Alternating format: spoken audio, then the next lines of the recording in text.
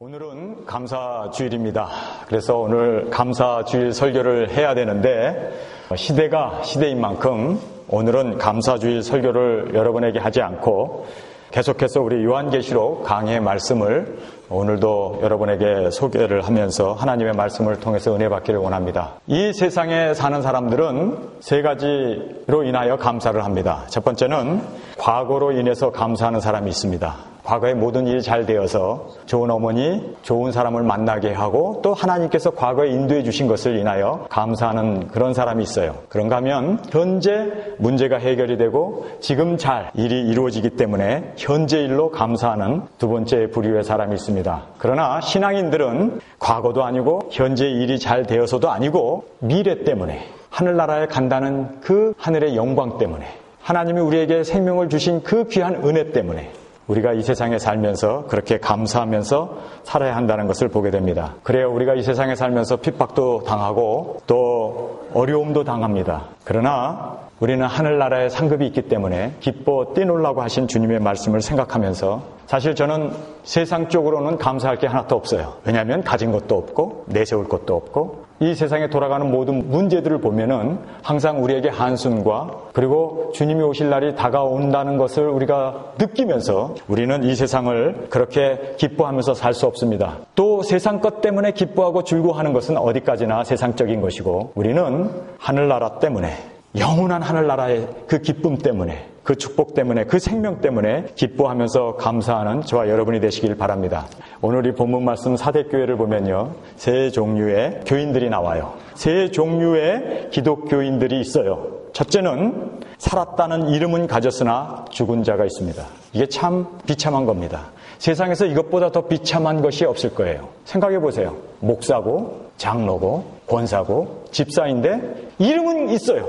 예수 그리스도의 이름은 있어요. 그런데 죽은 거예요. 이거는 말이에요. 차라리 이름 없이 나는 죽었구나, 나는 멸망받았구나. 그러면 그 멸망의 자리에서 일어나서 주님 앞에 돌아올 수는 있는데 이 이름은 살았다는 거예요. 나 목사 아닌가? 나 교회 다니지 않는가? 내가 직책이 있고 이렇게 봉사하고 11조도 내고 교회 열심히 봉사하고 있는데 하는 그런 살았다는 이름이 있기 때문에 살 수 있는 기회가 없는 거예요. 제가 이 본문 말씀을 대하면서 우리 교인 가운데는 정말 이런 사람이 있으면 안 되겠구나. 한 사람이라도 이런 사람이 있다면 정말 혀를 깨물고 죽더라도 이 세상에 잠시 이 육신은 언제라도 깨져버리고 없어질 수 있지만 영원한 생명은 포기할 수 없잖아요. 그거 포기하면 우리는 영원한 멸망이고 영원한 저주 가운데 불구덩이 속에서 지옥 속에서 가슴을 치면서 후회하는 그런 일이 우리 가운데 있지 않을까요? 그래서 여러분 살았다고 하는 이름 의지하지 마십시오. 살았다고 하는 이 이름, 나 기독교인이다, 나 교회 다닌다, 나 세례받지 않았느냐,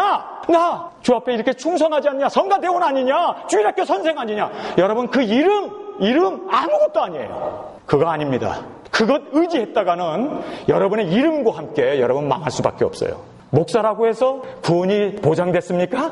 장로라고 해서 구원이 보장됐습니까? 권사라고 해서 우리가 구원이 보장됐냐고요. 오늘 이 본문 말씀에 보면은요, 살았다고 하는 이름은 가졌으나 죽은 자들에 대해서는요 아무런 교훈도 주지 않아요. 여러분 성경을 한번 보시기 바랍니다. 요한계시록 3장 1절 사대 교회 사자에게 편지하기를 하나님의 7 영과 7 뼈를 가진 이가 가라사대 내가 내 행위를 아노니 내가 살았다 하는 이름은 가졌으나 죽은 자로다. 살았다고 하는 이름은 가졌지만 죽은 자들에 대해서는요 성경에서는 아무런 얘기를 더 이상 할 것이 없어요. 죽은 자니까. 죽은 자에게 뭐 교훈을 할 수 있고 죽은 자에게 뭐 하나님의 말씀을 주고 죽은 자에게 여러분 우리가 이것은 이름, 내가 그리스도의 이름이 있다, 내가 집사 직분을 가지고 있다, 내가 목사다, 세상에서 교회의 이름을 가지고 있다 하더라도 이름, 그거는 아무것도 아니라는 거예요. 죽었느냐 살았느냐 이거는요 너무너무 중요한 이야기예요. 너무너무 중요한 이야기입니다. 여러분 이 사대교회는요 어떤 교회였냐면 Those who escape 라고 하는 뜻을 가지고 있습니다. 로마 캐톨릭을 벗어난 개신교를 의미합니다. 우리가 지난주에 두아디아 교회를 살펴봤잖아요. 두아디아 교회는 행위도 있었어요. 봉사도 있었어요. 믿음도 있었어요. 사랑도 있었어요. 어제보다 오늘이 더 뜨거운 믿음으로 부흥 발전을 했습니다. 온 유럽에 교회를 세우고 엄청난 고아원들과 학교와 수도원을 세우면서 많은 일을 했습니다.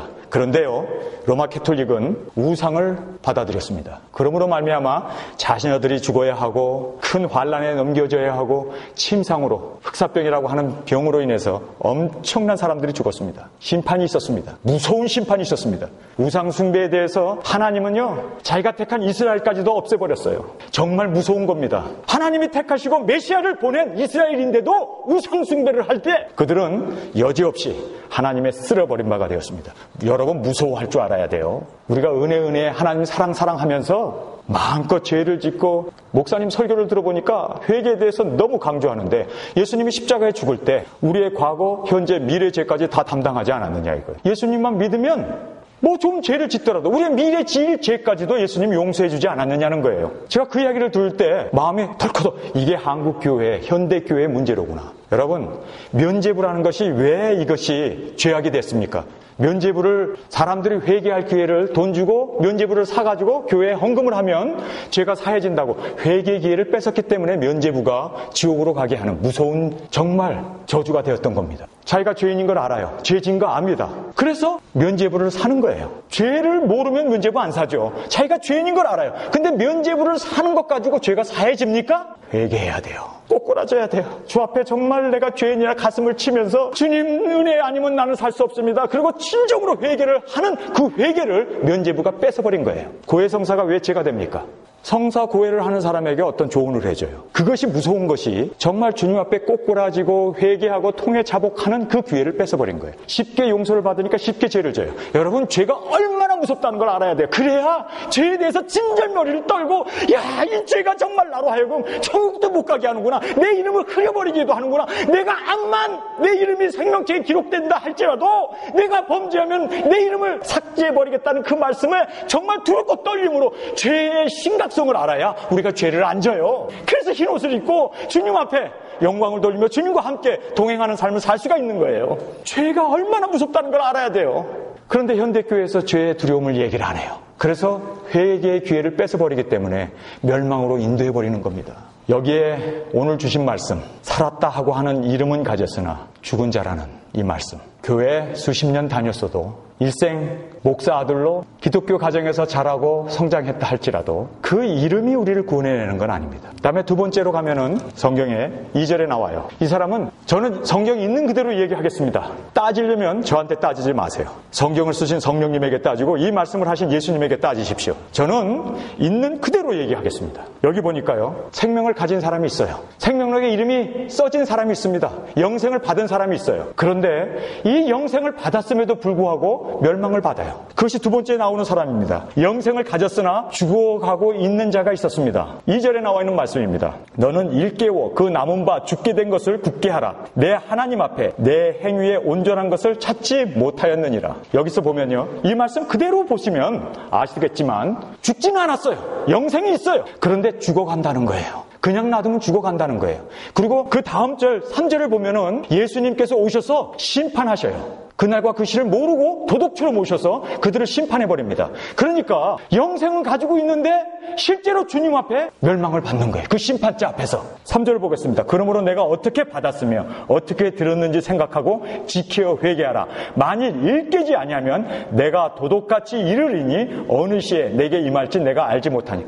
예수님이 도둑같이 임하셔서 상급을 줄까요? 이 죽어가는 사람들에게? 예수님이 온다는 것도 모르고 취해서 잠자고 세상에 한눈 팔고 세상 것 좋아서 쫓아가는 그 생명은 가졌지만 멸망을 받고 죽어가고 있는 그 사람들에게 주님이 오셔서 그들을 구원해낼까요? 주님이 오시는 것은요, 그들을 심판하기 위해서 오시는 거예요. 도둑과 같이 온다고 그러잖아요. 여러분, 이 말씀이 신학자들에게 있어서는 굉장히 어려운 말씀이에요. 이게 구원을 받고 생명록에 기록이 되어 있는데 그 이름이 과연 흐려질 수 있는가? 지워질 수 있는가? 한 번 구원받은 것이 없어질 수 있는가? 칼빈주의자들이나 개혁주의 신학자들은요, NO! 그래서 그들은요, 이 말씀을 상징으로 봅니다. 성경에 생명책이라는 말이요, 15번 이상 나와요. 제가 발견한 것만도. 그런데 그 생명책은 상징이래요. 아니, 예수님이 지금 뭐 우리하고 장난 놀려고 여기 상징으로 얘기하겠어요? 생명책에서 지워버리겠다고 그러잖아요. 예수님 우리에게 뭐 실현을 하시겠어요? 헛 얘기를 하시겠냐고. 그런데 이거를 상징이라고 얘기해버려요. 생명책이 없다는 거예요. 그리고 한 번 기록된, 생명책에 기록된 그 이름은 지워질 수 없대요. 성경에서는 지워진다는데. 저는요, 참 감사한 것이 제가 여러분에게 좀 저의 과거를 좀 이야기를 해보겠습니다. 저희 집은 임마누엘 기도원이라고 해서요. 제가 어려서부터 기도원 원장 아들이었습니다. 그래서요, 저희 그 기도원에 와가지고 귀신이 나가고 병자들이 낫고 성령 막 세례받고 막 방언하고 그런 거 어려서부터 중학교 2학년까지 제 집이 기도원이었습니다. 저는 기도원에서 학교를 다녔습니다. 그 먼 거리를 걸어서. 그것이 신앙의 전부인 줄 알았어요. 성령 받고 그리고 정말 철야기도 하고 뜨겁게 성령 충만 이런 것이 저는 신앙의 전부인 줄 알았어요. 그런데 하나님께서 저희를 제주도로 이사 가게 했습니다. 제가 중학교 2학년 때 제주도로 이사 갔어요. 제주도로 가가지고요. 거기서 목회를 배우게 하셨습니다. 저희 어머님이 전도사로요. 제주도에 가가지고 교회를 10개를 개척을 했어요. 저는 어려서부터 굶주리면서 어머니와 함께 그 교회 개척하는 것을 하나님께서 저에게 체험시켜 주셨습니다. 교회가 무엇인지, 어떻게 교인들을 양육해야 되는지, 어떻게 그들을 섬겨야 하는지, 기도원에서 자란 저, 그리고 이제는 목회지에서 또 그것을 보게 하신 주님. 미국에 와가지고요. 미국에서 제일로 자유주의라고 하는 거기는요. 안수 집사 목사들도 담배 피고 술집 가요. 거기를 제가 다녔습니다. 뉴욕에 와고 집 앞에서 차도 없으니까 집 앞에 500m밖에 떨어져 있지 않는 그 교회를 다니면서 자유주의가 무엇인지 철저히 배웠어요. 야, 예수 믿고도 이렇게 엉터리로 살 수 있구나. 제가 거기서요. 뉴욕에서 3년 사는 동안에 근데요. 거기는 정말 재밌어요. 술 먹으면서 성가대원들이 모여가지고 여기 좀 맥주란 말은 못하고 여기 옥수수 차 좀 갖고 와. 그래서 저는 진짜 옥수수 차인 줄 알았어요. 컵에다가 따라주길래 그 딱 먹었더니 이게 맥주인 거예요. 그런데요. 정말 재밌어요. 노래방 가고 재밌어요. 사람들 몰려 어울려 다니는데 이 자유주의는요. 그거 없으면 시체니까 얼마나 재밌게 엔터테인 하는지 몰라요. 그런데요. 제가 3년 동안 자유주의 교회를 다니다가 이제 탈보 신학교를 왔어요. 이 탈보 신학교를 딱 와보니까 여기는요. 여러분이 아시다시피 탈보 신학교는 방언하면 이단이래. 이 귀신 들렸대. 그리고 학교 들어가는데 은사들, 병 고치는 은사라든지 예언의 은사라든지 그 성경에 나오는 그 고린도 교회에 나오는 그런 것들이 있으면 학생으로 아예 받아주지도 않아요. 그래서 제가 사인을 하라는 거예요. 그래서 그걸 놔두고 눈물 뚝뚝뚝 흘리고 울고 있었어요. 그랬더니 그 어드미니스트레이션 교수가 왜 우냐는 거예요. 나 방언 받았는데 나 우리 집이 옛날에 기도원이어갖고 그때 은사 체험 다 했는데 이거 받지 말라고 그러니 이거 다 귀신 들렸다고 그러니 내가 이 학교를 못 들어가서 내가 운다고 그랬어요. 그랬더니 언제 방언 받았냐요? 그래서 한국에서 받았다 그러니까 그럼 미션 필드니까 괜찮대요. 그래서 합격이 된 거예요. 미국에서 받았다 그러면 못 들어갈 뻔했는데 어쨌든 그 신학교를 다니니까요. 거기는요. 말씀만 해요. 은사는 다 부인해요. 그런데 그 학교에서 재림에 대한 신앙은 철저히 가르쳐요.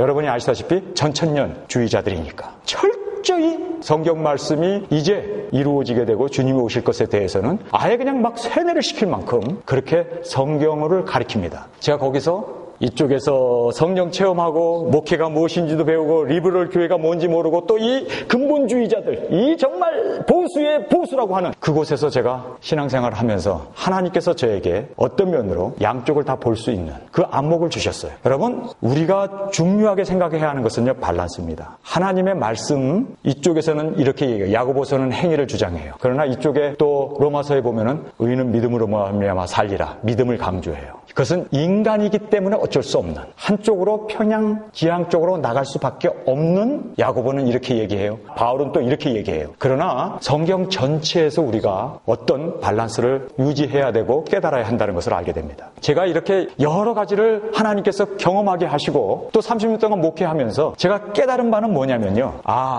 말씀으로 돌아가야 되겠구나. 오늘 이 본문 말씀에 보면은 너무 중요한 말씀을 하고 있습니다. 생명책이 나와요. 그리고 그 생명책에 기록된 사람들이 얼마든지 지워질 수 있음을 성경은 말하고 있다는 것입니다. 인간적으로는 이해가 안 돼요. 그러나 성경이 그렇게 말씀하고 있기 때문에 우리는 그 말씀을 따라야 한다는 겁니다. 자, 2절을 보겠습니다. 너는 일깨워. 여러분, 여기서 일깨워라는 말이 본문에 2번 나와요. 웨이크업! 우리가 웨이크업 깨나지 못하면, 웨이크업 하지 못하면 세상 풍랑에, 세상 근심 걱정에 끌려가게 되어 있다는 것입니다. 세상 풍조에 말려 들어갈 수밖에 없어요. 그래서 우리가 웨이크업을 해야 돼요. 깨나야 돼요. 이 웨이크업 하지 않으면 정말 우리는 언제라도 졸며잘세 주님이 오시는 것을 잊어버리고 주님에 대한 그 뜨거운 마음을 세상적인 것에 뺏길 수밖에 없는 것을 알기 때문에 우리는 웨이크업, 일어나야 돼요. 깨나야 돼요. 자, 여기 본문 말씀에 보면 너는 일깨워 그 남은 바 죽게 된 것을 굳게 하라.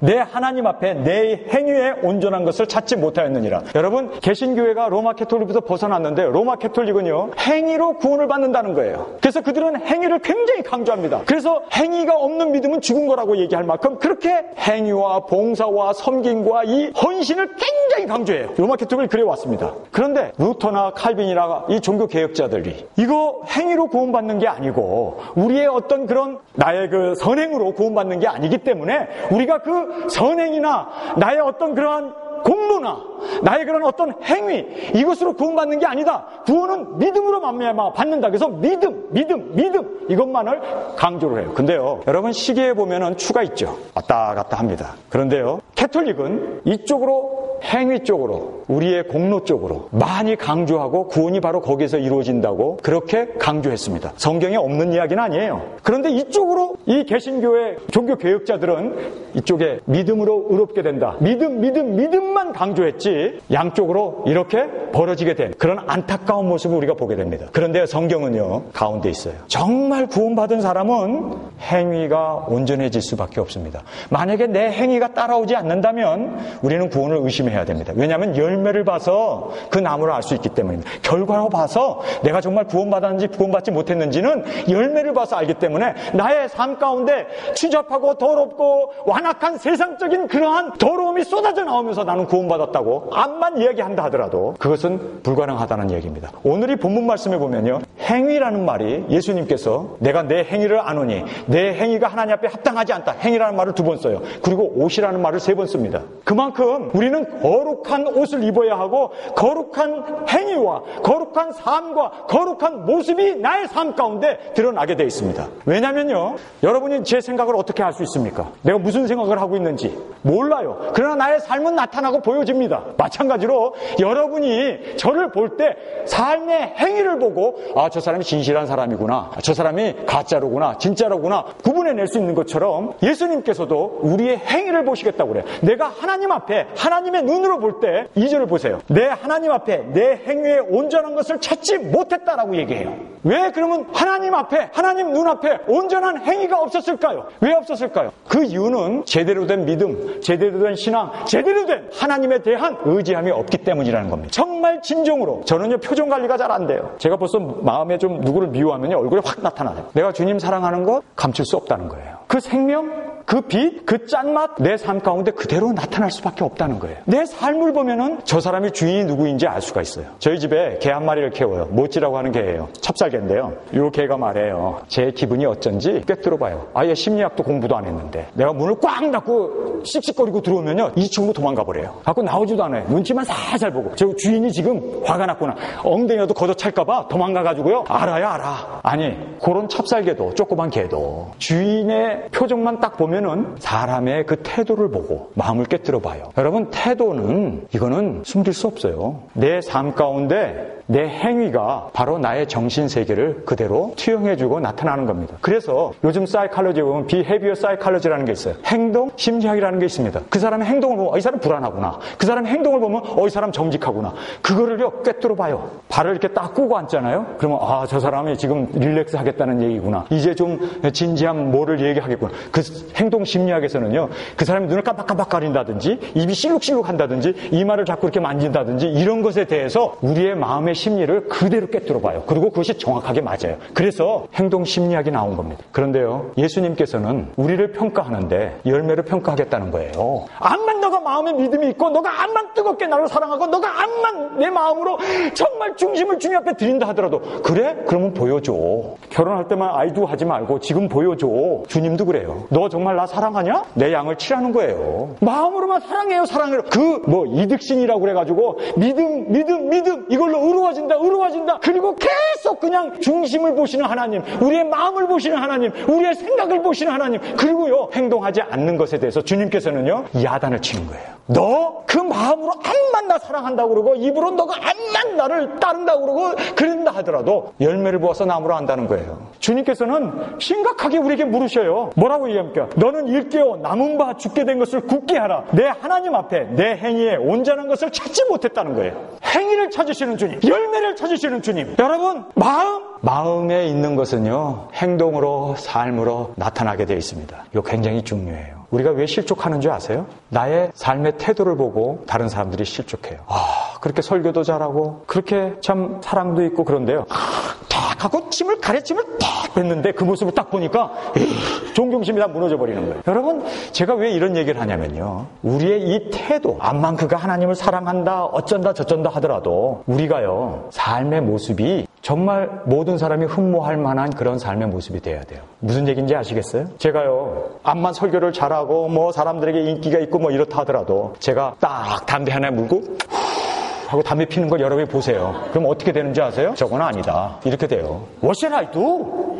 어떡하란 말입니까? 그래서 성경에 보면 말이에요, 행위가 온전한 자가 온전한 사람이에요. 감출 수 없다는 거예요. 너는 일깨워 그 남은 바 죽게 된 것을 굳게 하라. 여기에서 일깨워 남은 바 죽게 된 이것을 성경에서 보면요, 여기 이렇게 나무가 있지 않습니까? 이게 예수님은 포도나무에 우리는 가지잖아요. 근데 이 가지가 딱 끊겨졌어요. 이렇게 접혀져가지고 이게 딱 끊어졌어요. 간신히 껍질만 살짝 달라붙어 있어요. 그러면 이 가지는 죽은 겁니까? 안 죽은 겁니까? 언젠가는 죽죠. 왜냐하면 뿌리로부터 영양분을 받지 못합니다. 이렇게 꺾어졌을 때 이 나무는요, 영양분을 흡수를 못하니까 살았으나 죽어가고 있는 겁니다. 지금 성경에서 그 얘기는 남은 바 죽게 된 것을 굳게 하라는 얘기는 이걸 다시 이렇게 펴서 여기에다가 테이프를 감고, 그래서 영양분이 계속 흘러가게 함으로 말미암아, 공급을 받게 해줌으로 말미암아 살아나가라는 겁니다. 여기에서 말씀하시는 바 죽게 된 것을 굳게 하라는 이 말이, 거기에다가 굳게 끊어져가지고 영양분을 흡수하지 못하는 그것을 그냥 꺾어버리지 말고, 그러면 죽으니까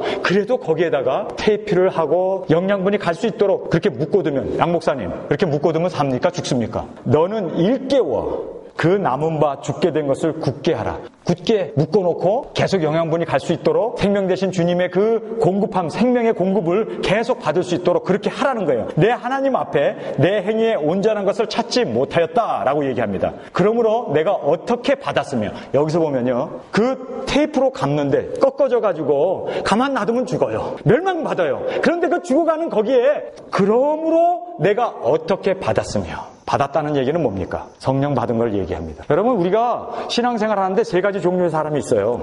또 세 가지가 나옵니다. 첫째는 뭐냐면요, 성령 체험하지 않고 예수 믿는 사람이 있어요. 내 성령 체험해야 됩니다. 고린도 교회가 성령 받은 사람으로 인해서 시끄러웠지만 그러나 성령 체험해야 돼요.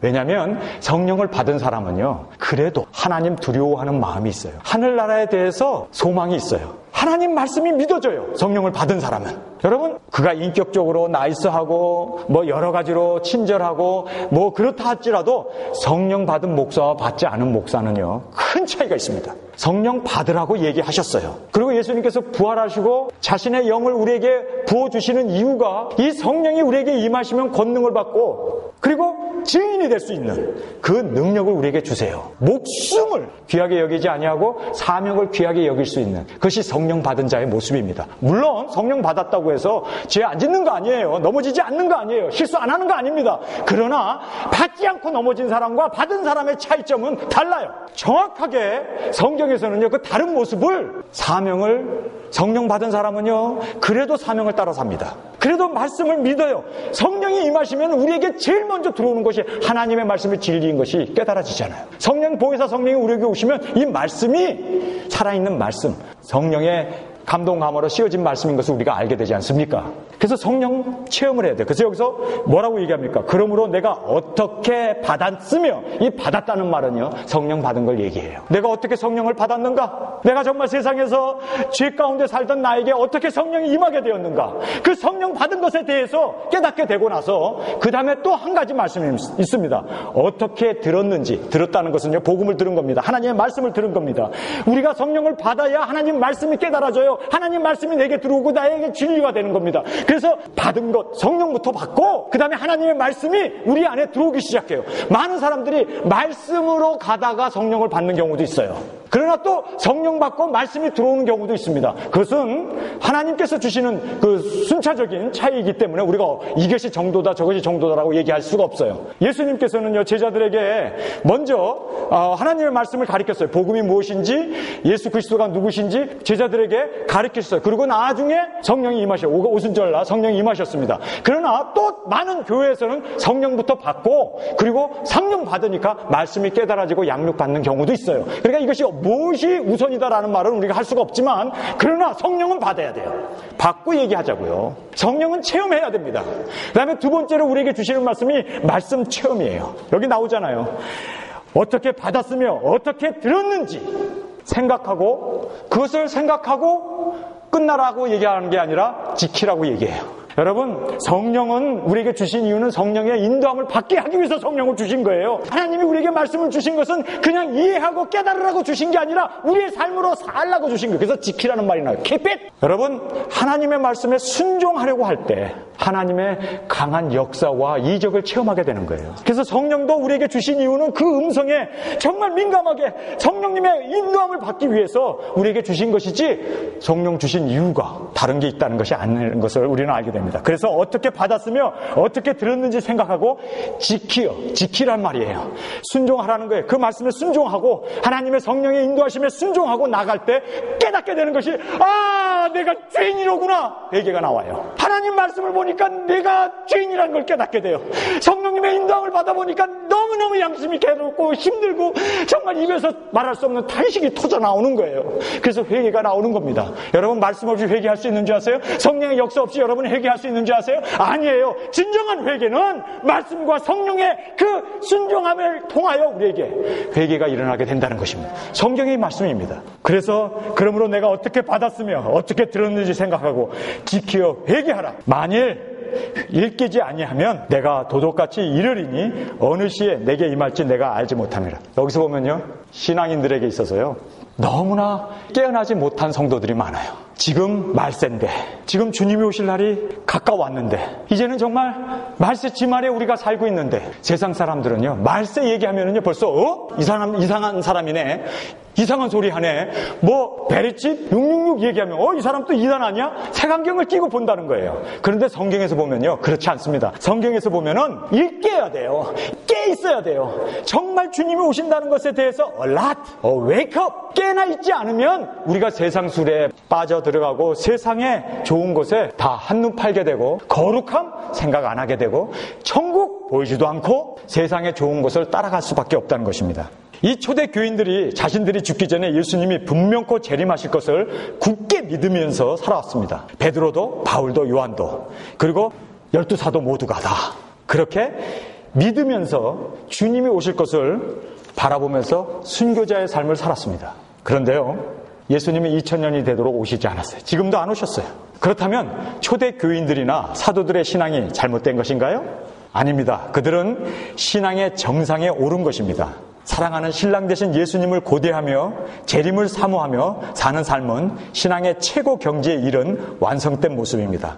이러한 종말론적인 신앙을 잃어버리면 살았다고 하는 이름은 가졌으나 죽은 자가 되고, 또한 생명을 가졌으나 끝내는 멸망을 받는 자가 될 수밖에 없습니다.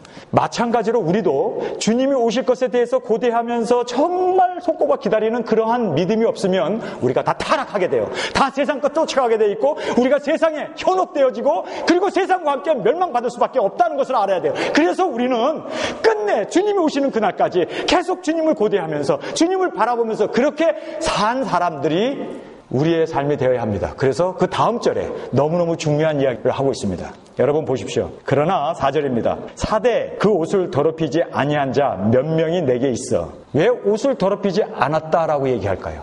여러분, 이 옷은 보여지는 거예요.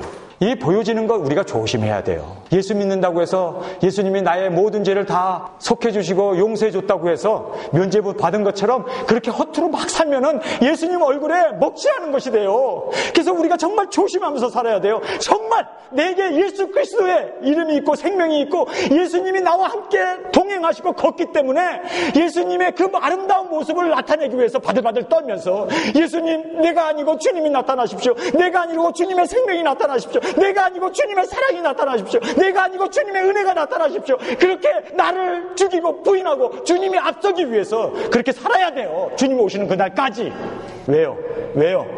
주님이 오실 날이 머지 않았으니까. 그래서 그 옷이라는 말이 나오는 거예요. 여러분, 여기서 나오는 이 옷은 어떤 옷입니까? 주님이 주신 옷이에요. 십자가에서 다 이루었다 하시면서 우리에게 주신 옷이에요. 근데 그 옷을 거저받았다고 해서 그냥 막 흙탕물 묻히고 세상의 오염들 튀고 이렇게 우리가 옷을 더럽힐 수 없잖아요. 너무너무 귀한 옷이에요. 이 옷을 입으면 당신은 예수 믿는 사람이라는 것 단번에 세상 사람들이 알아요. 내가 목사라는 것 당장 알아요. 내가 그리스도인이라는 것 당장 알아요. 그런 예수 그리스도의 옷을 주셨기 때문에 이 옷이 더럽혀지고 내 옷이 엉망이 되지고 내 옷에 오염이 묻고 냄새가 나게 되면 예수님이 냄새가 나는 거고 예수님이 욕먹는 거고 예수님이 더럽힘을 받게 된다는 겁니다. 그 예수님이 주신 옷이기 때문에 정말 귀하게 이 옷을 더럽히지 않게 하기 위해서 발부둥 치면서 때가 묻으면 빨고 뭐가 오염이 묻었으면 또 계속 세탁을 하면서 정말 정결한 옷을 입기 위해서. 왜요? 왜 정결한 옷을 우리가 입어야 합니까? 왜요? 이유는 단 하나예요. 예수님 욕 안 먹이려고. 예수님 때문에.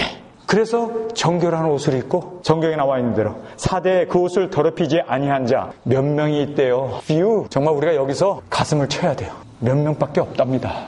다들 옷을 더럽히고 다들 편하게 아무데나 막 주저앉고 가지 말아야 할 곳에 가고 먹지 말아야 할 것을 먹고 정말 그리스도인이라면 옷이 더러워지는데 흙탕물이 튀는데 어떻게 그곳에.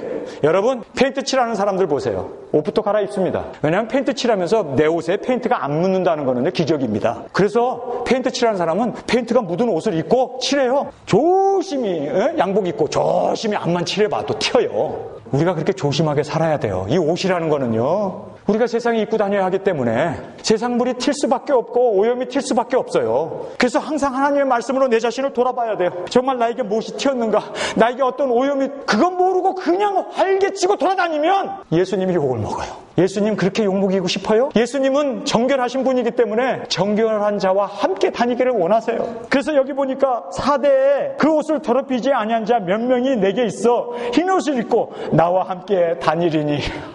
주님, 예수님이 같이 데리고 다니고 싶으신 친구가 있어요. 신부가 있어요. 근데 개차반으로 세상에서 그냥 모든 오염 다 뒤집어 쓰고 그냥 욕이란 욕은 다 먹고 다니면서 사기꾼이다, 거짓말쟁이다, 뭐 이런 소리 들어가면서 예수님 내 친구죠? 예수님이 출행량 하지. 야, 내가 언제 너 친구냐? 내가 너 친구가 됐다가는 같이 손가락질 당하고 같이 짓밟힘을 당하는데. 여러분, 예수님의 친구가 되기 위해서는요, 세마포를 입어야 돼요. 정결한 옷을 입어야 돼요. 그렇게 입은 사람과 주님이 같이 다닌답니다. 그리고 이렇게 주님과 같이 다니는 사람은 많지 않아요. few. 정말 적은 자, 적은 숫자만이 예수님과 이렇게 함께 다닌대요. 그런데요, 여기에 놀라운 말을 하나 하십니다. 그렇게 예수님이 함께 다니는 그 사람들, 그들은 합당한 자다라고 얘기해요. 합당한 자. 같이 있는 사람들이라는 얘기예요. 이 깨어있는 사람은 자기 옷에 무엇이 튀었는지 알아요.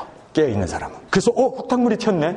오염이 묻었네. 그리고 옷을 더럽히지 않게 하기 위해서 아무데나 안 가요. 아무데나 막 푸석푸석 주저앉지 않아요. 깨어있는 사람은. 여러분, 정말 깨어있습니까? 정말 깨어있는 사람은요, 거룩하게 살기 위해서 발버둥 쳐요. 흰옷을 더럽히지 않게 하기 위해서 정말 주님 앞에 기도하면서 삽니다. 제가요, 지금 30년 목회했는데 빨리 목회를 끝내고 또 주님이 빨리 오셔서 그러고 싶어요. 왜냐면요, 더럽혀진 내 옷이 더 더럽히지 않기를 위해서. 이제 세상은 점점 타락하고 세상은 점점 환란이 오고 세상은 점점 우리를 넘어뜨리게 하려고 하는데, 그나마 30년 동안 숨어서 잘 지내왔는데 이제 여기 흙탕물이 튀면 어떡하나. 정말 여러분, 그렇게 노심초사하면서 사세요? 내가 이거 이렇게 사면은, 내가 이렇게 세상적인 것 쫓아가면은, 내가 이런 세상적인 것 좋아하면은 이것이 나에게 오염이 덮쳐지고 내 옷이 냄새가 나게 되고 내 옷이 정말 주님 앞에 보기 부끄러운 내 옷이 될 텐데, 주님, 정말 내 옷을 주님 앞에 날마다 십자가의 보혈로 빨고 회개하고 정말 주님 앞에 그렇게 부르짖으면서 사시는 저와 여러분이 되시길 주님의 이름으로 축원합니다. 이게 깨어있는 자의 모습입니다. 그리고 깨어있는 자의 두 번째 모습은요,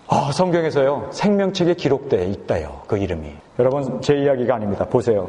5절에 이기는 자와 이와 같이 흰옷을 입을 것이요 내가 그 이름을 생명책에서 반드시 흐리지 아니하고 그 이름을 내 아버지 앞과 그 천사들 앞에서 시인하리라. 결국은요, 흰옷을 입어야 돼요. 흰옷을 입은 사람은요, 하늘나라 생명책에 우리의 이름을 기록해 놓은대요. 이 설교가 어려웠던 이유가 뭔지 아세요? 제가 여러분에게 초반에 말씀드렸죠. 아니 그러면은 우리의 행위에 의해서 구원이 이루어집니까? 이렇게 질문을 하게 되는 거예요. 근데 성경은요 뭐라고 얘기합니까? 그렇다는 거예요. 저에게 따지지 마시고 성경을 쓰신 성령님하고 이 말씀을 하신 예수님에게 따지십시오. 성경은 분명하게 흰옷을 입으면 생명책에 내 이름을 흐리지 않겠다는 거예요. 내가 옷이 더러워지고 내가 세상의 오염이 내 옷에 묻게 되면 생명책에서도 지워진다는 거예요. 그렇기 때문에 우리는 두렵고 떨림으로 우리의 구원을 이루어 나가야 돼요. 이게 성경의 가르침입니다. 정말 우리의 이름이 써졌는데 내가 세상에서 범죄하고 내가 더럽게 살고 내 옷이 흙탕물이 묻고 내가 세상의 오염에 찌들나면 내 이름이 지워져? 성경은 yes. 오늘 본문 말씀해 보세요. yes. 여러분 저한테 따지지 마세요. 그냥 읽어드린 것뿐입니다. 여러분이 옷이 더러워지면 생명록도 여러분의 이름이 지워지고 없어진대요. 그런데 깨어있는 사람의 세 번째 모습은 생명록에 우리의 이름이 기록되어 있을 뿐만 아니라 또 한 가지 뭐라고 얘기합니까? 아버지와 천사들 앞에서 우리의 이름을 시인하겠다. 이 이야기는 뭐냐면요. 우리가 세상에서 사람들 앞에서 예수 그리스도가 주 되심을 시인하고 핍박을 받고 환난을 당하고 어려움을 당해도 그렇게 주님을 죽으면 죽었지 정말 주님을 부인하지 않냐고 시인하면 하늘나라에서도 예수님께서 천사와 아버지 앞에서 우리를 시인한대. 나의 삶의 행동에 의해서 부인하느냐 아니면 내가 시인하느냐에 의해서 하늘나라에서도 아버지 앞에서 천사들 앞에서 예수님이 우리를 시인하느냐 부인하느냐가 결정된대요. 그러니까 지금 나의 이 삶이 얼마큼 무서운 삶인지 아세요? 내 입으로 예수님을 부인하면 그냥 내 이름도 천사들과 아버지 앞에서 부인이 되고 내가 시인하면 하나님께서 아버지 앞에서 시인해 주신대요.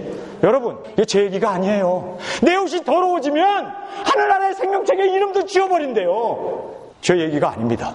결론적으로 지금 내가 어떤 삶을 살아야 한다는 그 막중한 책임, 예수 그리스도 이름이 내게 있기 때문에, 정말 예수 이름이 내게 있기 때문에, 내가 목사라고 하는 이름이 있고 내게 즉 장로라고 하는 권사라고 하는 집사라고 하는 그 이름이 내게 있기 때문에 그 이름을 그냥 이름만 가지고 죽은 자로 살지 말고, 죽은 자는요 옷에 흙탕물이 묻든 먹물이 튀든 똥물이 튀든 관심 안 둬요. 죽은 사람이니까. 그러나 살아있는 사람은 이름에 걸맞게 산다는 거예요. 내 이름이 하늘나라의 생명록에 기록되어 있기 때문에 기록된 자로서 거룩하게 산다는 거예요. 믿습니까? 내가 예수님이 아버지와 천사들 앞에서 내 이름을 시인해 줄 것을 믿기 때문에 이 세상에서 사람들 앞에서 박해 앞에서도 나는 예수 그리스도를 부인할 수 없습니다 하고 순교의 자리에 들어가게 된다는 거예요. 믿습니까?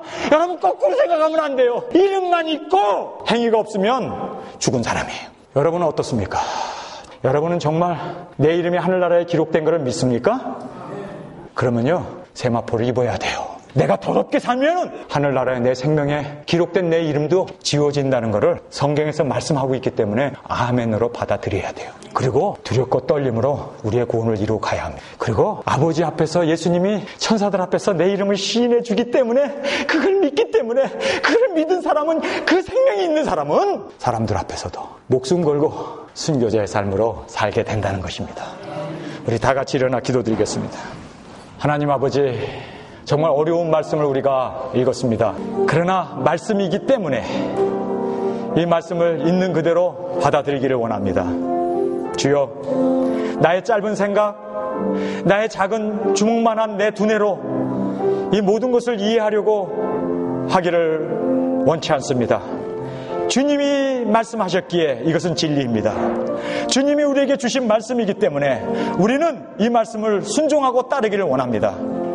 주여, 정말 적은 무리들이 깨어 있었고 적은 무리들이 흰옷을 더럽히지 않기 위해서 발버둥 쳤으며 적은 무리들이, 정말 적은 무리들이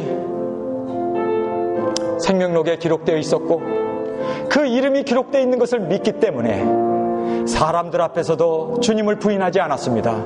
그래서 그들의 이름이 아버지와 천사들 앞에서도 그들을 시인해 주시는 주님의 음성을 들었습니다. 주여, 살았다고 하는 이름만 가졌지만 죽은 자로 살지 않기를 원합니다.